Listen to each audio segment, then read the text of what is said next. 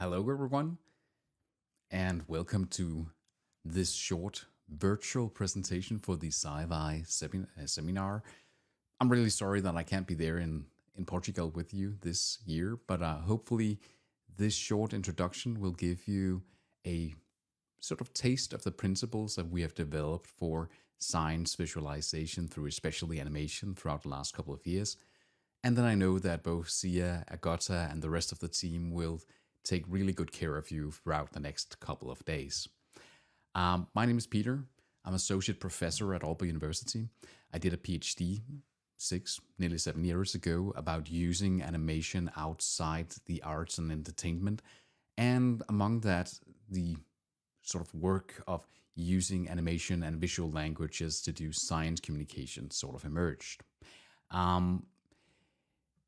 We talk about why do we need science visualization? Why is it important for us to consider? And I often start out when introducing the work by Larry Downs. Larry Downs is a innovation researcher, and he talks about the separate relation between that our world has become much more polycentric.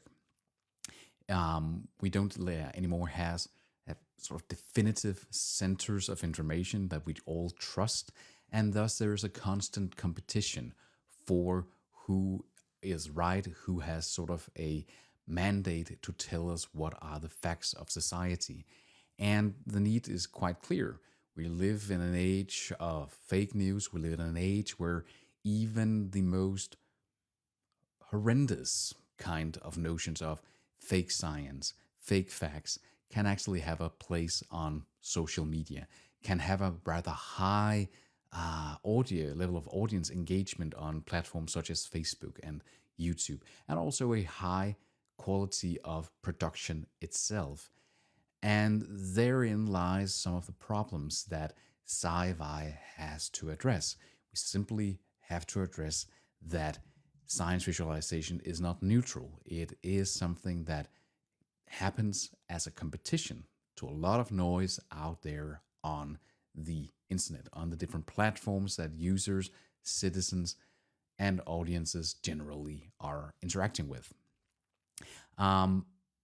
So one of the really important things of why we should discuss which principles govern science visualization is basically to ensure that when we develop visual communication for scientific and factual purposes, that we ensure that we at least consider all of the often hidden choices that are made when we do create these kind of things. And through that transparency, hopefully it will become easier and better to have discourse about what actually constitutes good science communication through visual mediums. And one of the often quoted things is that we need to balance here between that science in traditional sense is a search for evidence. It's a search for the best and the most hardcore facts. And we have to balance that here with when we talk about science communication, we're talking about that we look for the clearest meaning, the clearest communication, the clearest and most meaningful context for an audience to actually be engaged with and understand what are the evidence actually. So there is, through storytelling, this balancing act that we need to do.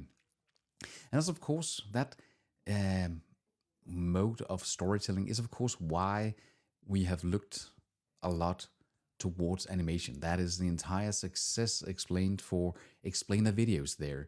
And we often see that if we only look at form, if we only look at it as something where we have living images that are designed and drawn, then we can still also leverage a lot from the classic principles pioneered by Disney Studios 100 years ago, more or less. Squash and stretch, follow through and overlapping actions. All of those principles that have been the foundation for creating really, really great animated products for a century.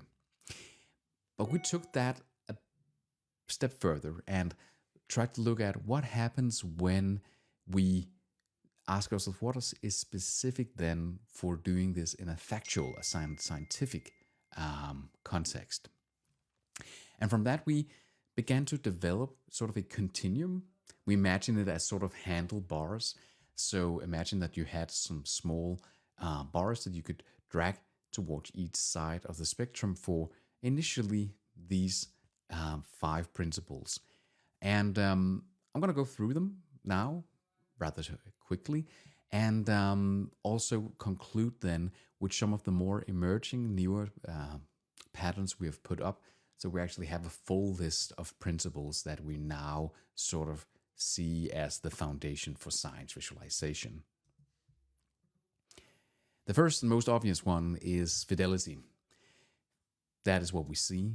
We see what is the level of visual and animated quality on the animated product. We often there speak about high fidelity or low fidelity and everything there in between. You can see the first example here, Center for Disease Control in the United States. Really high fidelity 3D rendering of an explanation of how the coronavirus, for an example, infected our bodies during the pandemic. High fidelity, nearly as though it would look if it was recorded through an electron microscope. On the other side here, you have the company ASAP Science, who does these pen scribe animations, nearly looking as though it was a live recorded drawing, but it is animation. This would probably by many be said to be much lower fidelity. The quality of the animation is lower, the quality of the visuals is lower, but the information represented here is actually more or less the same as in the high fidelity one. But there is a lot of difference in both the cost, but also in all of the other choices that we're going to go through here from the other principles that comes into play, that it would be too obvious and also too naive to only discuss fidelity and visual expression when we talk about what constitutes and what choices are important for constituting a good science visualization. One important notion is, what about the audience knowledge? What can we actually expect them to know prior to engaging with our content? Here we can divide into a continuum sort of between being a novice on one side and an expert on the other one. If we have again ASAP Science here, you see this is the science of aging, and you see they use metaphors, a ticking clock, to talk about how our DNA has built-in structures that will actually someday program us to die. Strong metaphors speaking to a lower literacy, a lower starting knowledge for our audience.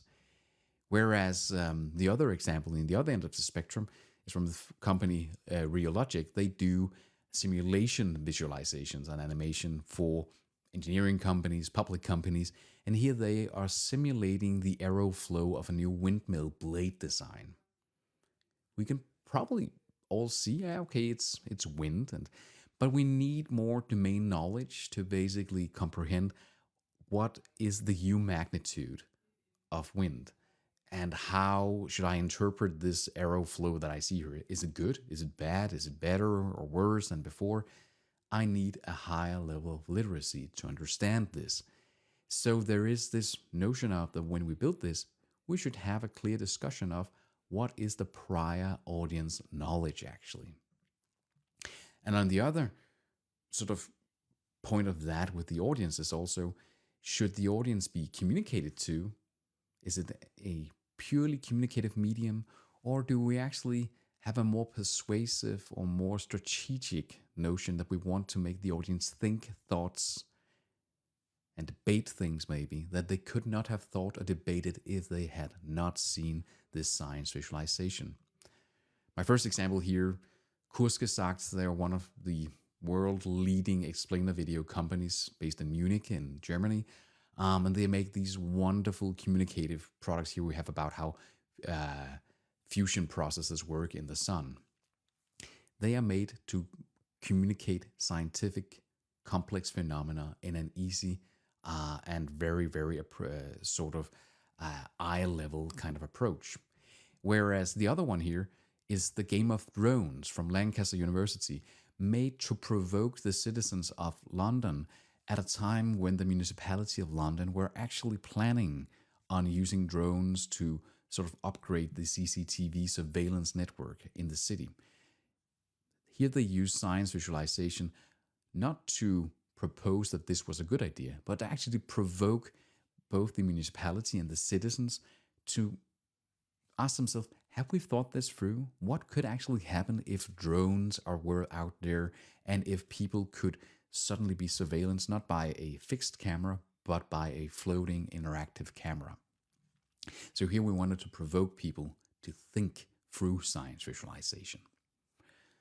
This begins to speak into the roles, that there are some archetypical roles and also some mediations between them of where we see science visualization. So what is the context of the science visualization?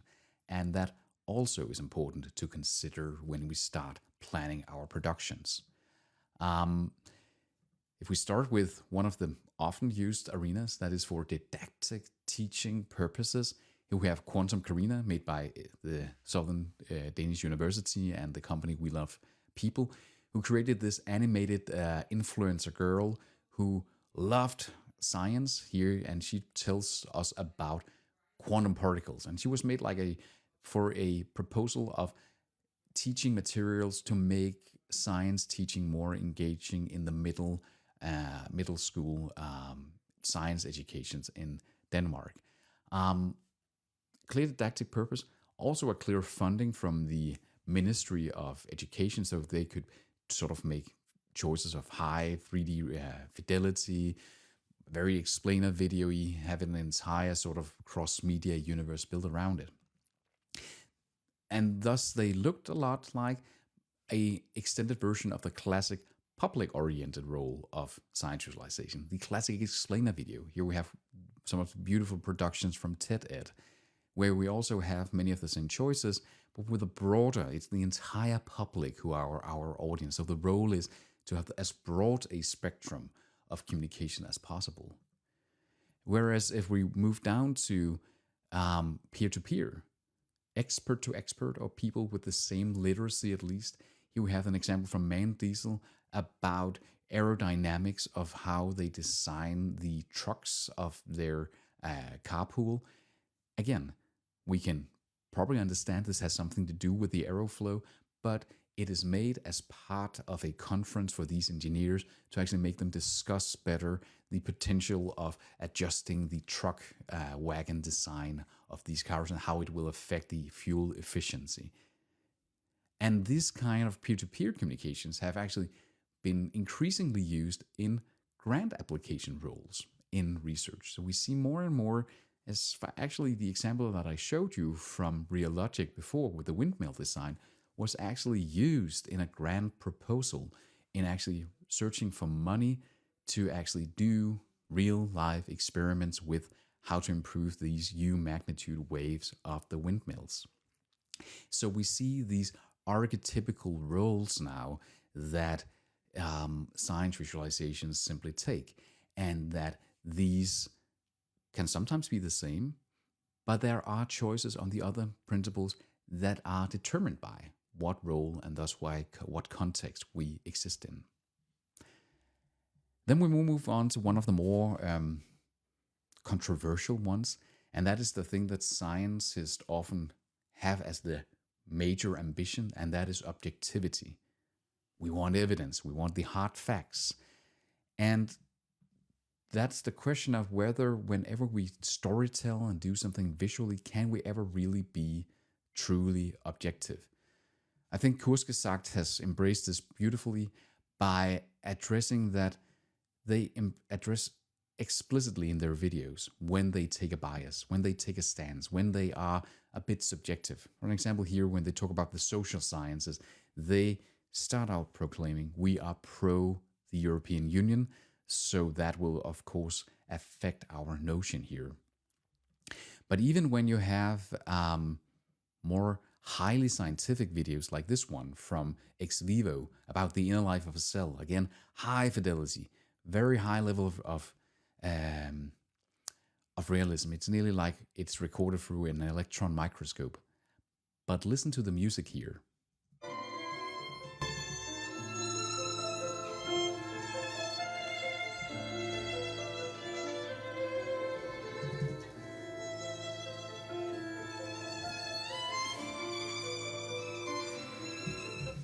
Funny thing is that even when you don't have the music, I often hear people interpret that this seems erratic. It seems like there's chaos. There is turmoil going on inside the cell. But none of that is true. All of this is showing is a physical phenomenon called Brownian motions. It's a thing happening on a cellular level. It's just how motion looks at that small scale. But since we're seeing it in a continuous temporal form, we interpret it as having a story. We interpret a story where there is no story. So it tells us that true objectivity, even something that actually looks this close to reality, when we do it in a scientific, visual way, in a storytelling format, we cannot escape that our minds are wired for reading story into things that there simply is no story. So we cannot ever be truly objective. And it's one of the hard challenges of doing science visualization is actually to find the right balance and find out right way to show when are we sort of using the facts and when are we actually manipulating parts of reality here. And that is true for many instances. You've probably all seen these animated graphs. It could be anything from here, coronavirus confirmed cases, to internet adoption, to most used, whatever. They have sort of become viral, these things. But even here, it's just data. It's just data animated as a graph. We sit here and look at it as a race, countries here shifting over in each other. We interpret things that simply aren't there. This is just quantitative data. And it is the thing, and when we add music and other storytelling mediums, it just increases how we interpret different things. Speed, momentum, all of those things, the rhythm and the pacing. So it's an important thing to consider. Nothing is truly objective when we do science visualization. But that is actually the sort of emerging principles that we developed throughout the first years where we were interested in this. We imagine it, as I said, as handlebars. So we should imagine you could do actually a configuration of this, saying, how would my science visualization look if we did this versus if it looked more like this? So it becomes sort of variables that we can discuss in our planning and production process. And we, of course, also have some more emergent, evolving principles that we haven't really sort of adapted completely into the format yet.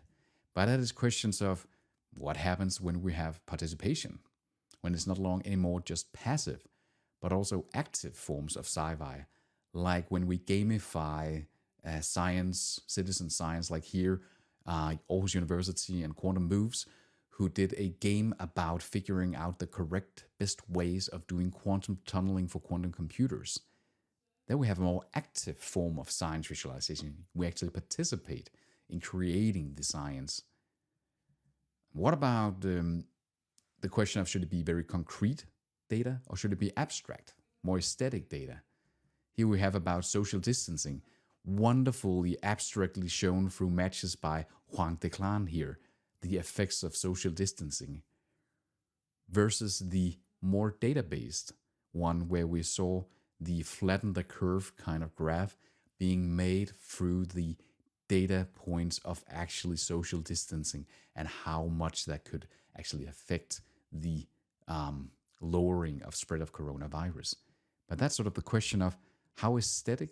I think the Juan Declan speaks to our emotions in another way. It became viral in another way.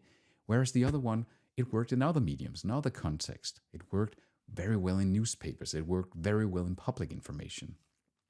So there is also a principle there of how much do we actually distort reality, but actually might also then focus our communication. And last but not least, also, how many points of view do we include when we talk about science visualization? I think, again, Kurzgesagt are wonderful here in actually being the pioneers of addressing that we cannot include all scientific principles, all scientific perspectives when we do SciVi, so we need to be very transparent. We need more or less a way of showcasing and be very, very adamant on showcasing when we are singular in our science visualization perspective. And we need to be very, very clear on also, if we try to be pluralistic and show many sides of the same sort of scientific issue, it might be climate change, it might be less hot topics, but we need to be very clear, who do we include and who do we not include? And the question actually arises here, do we need a sort of peer review like we have in the scientific world? Should we have sort of a higher instance that actually reviews the sort of pluralistic versus singularity of point of view in science visualization?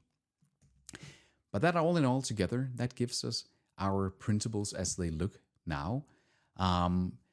We argue these principles can be used to mix and match perspectives with each other, compare different approaches to communicate the same phenomenon, and thus begin to work when we, in the very early phases, plan our productions, but also when we look at other productions to figure out how have they approached this phenomenon and how do we differ in our ideas for how to communicate scientific communication through visual mediums. And if you would like to read a bit more about these principles, we have 2 years ago submitted and published a paper about them. There's a link down below. It is not interactive, of course, so you can access it here through a video, but I'll send a the link and you can hopefully access it either through the slides when you get them sent out or through reading some of Agatha's material where I know she also references this.